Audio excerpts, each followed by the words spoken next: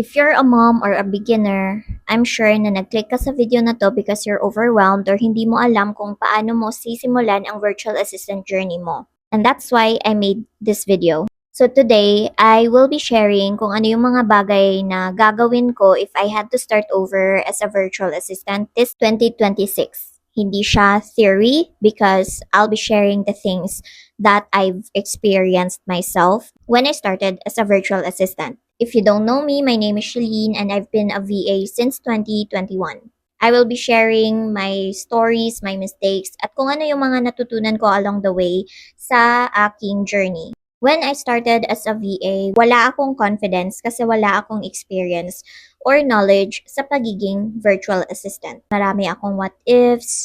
And looking back now, meron talagang mga bagay na sana hindi ako nag-rush and sana merong nakapagsabi sa akin ng maaga. So if you're just starting out, especially if you're a mom, I hope this helps you avoid unnecessary stress and burnout. So let's start with the first one. If I were to start over, the first thing that I would do differently, I would stop rushing to hit my first six-digit income. When I was starting out, super hype talaga yung fact na pwede ka daw kumita ng six digits as a virtual assistant. Kaya naman yun yung naging first goal ko. And because of that, I worked with multiple clients na mababa yung rate. Mga $3 to $4 per hour para talaga maabot ko yung six-digit income goal in just a short time. Hindi ko alam pero yun talaga yung naging goal ko. On paper, talagang nakakaengganyo siya. Sino ba namang hindi gusto ng six digits na income, di ba? Pero in real life, it meant working for more than 8 hours per day. Kulang ka sa tulog, less time with your family, magiging overwhelmed, overworked, magalitin ka, irritable, at feeling mo wala ka ng time para gumawa ng ibang bagay kasi gusto mo na lang talagang mag-work ng mag-work just to hit that six digits.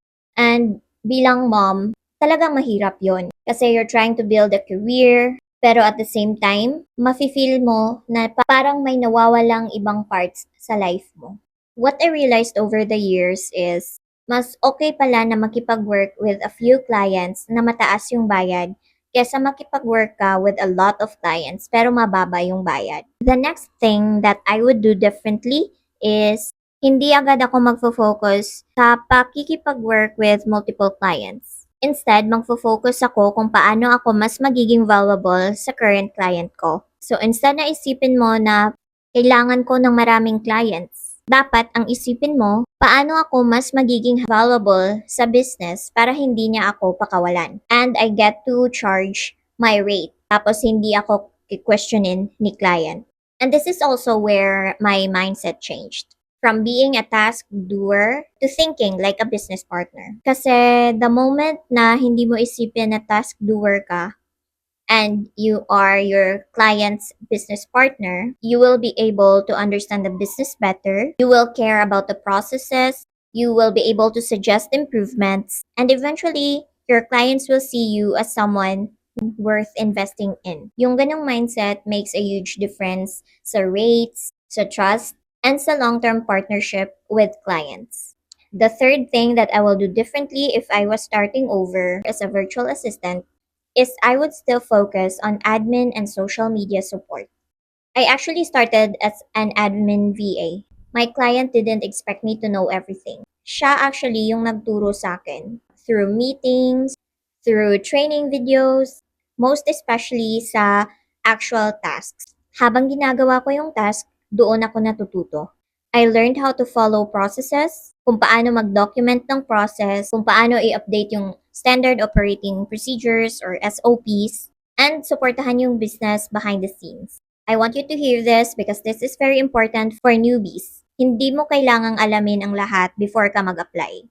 You can learn as you go as long as meron kang willingness para matuto. Next naman, if I were to start over, I would intentionally look for non-voice work. Before ako naging virtual assistant, I was a call center agent. Kaya nung nag-transition ako to becoming a virtual assistant, yung mga hinanap ko na jobs is yung voice jobs. And yun yung naging first job ko, which is cold calling. But the moment na nakakuha ako ng mga non-voice clients with flexible schedule, I realized na posible pa rin palang kumita kahit hindi ka nakikipag-usap sa maraming customers. Ang mga nagustuhan ko kasi sa non-voice na work, merong flexible hours, task-based deadlines, better time management, and mas kontrolado ko yung schedule ko. And as a mom, super malaking bagay yon for me. Kasi hindi ko kailangang mag-clock in on a specific time. As long as magawa ko yung task within the deadline, goods na yon. And the last thing that I will share is sana merong nakapagsabi sa akin nito ng mas maaga na I don't have to work with multiple clients na low paying para lang mas ma-feel ko na secured ako sa pagiging VA. Kasi yung real security comes from improving your skills, positioning yourself better, and being intentional with the clients that you choose. Hindi mo kailangan mag-yes sa lahat kasi yan yung isa sa mga bagay na dapat hindi ko ginawa before. Hindi mo kailangan maging overworked para maging successful sa pagiging virtual assistant. So if you're a mom watching this and you're scared to start your virtual assistant career, I want to say this gently. It's very normal to feel scared. But if you let your fear decide for you, yun ang magiging reason kung bakit hindi ka uusad. Kasi in my opinion, most fears come from not knowing. Wala akong alam, wala akong experience, hindi ko alam kung saan magsisimula. And ang solution for that is actually to start learning. Start with small steps, baby steps kumbaga. Mag-aral ka during your free time, watch videos, and you can also start learning the tools, mga basic tools na ginagamit ng mga VA ngayon. And there's a lot of videos sa YouTube na pwede mong panoorin kapag meron kang time.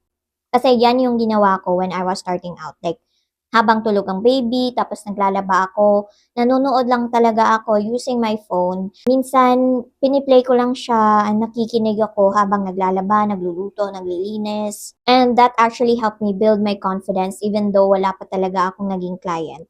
And I am telling you na talagang mawawala na unti-unti yung fear mo kapag meron ka ng enough knowledge about the industry, about the tasks, at alam mo yun, meron ka ng mga expectations. So, in conclusion, if I were to start my VA career, I would start slower but smarter. Hindi ako magmamadali, hindi ko ipipressure yung sarili ko, and I won't forget about myself, especially my family. Kasi we are allowed to build a career that will support our life and family, not one that takes it away. If you're starting your VA journey, I'm rooting for you.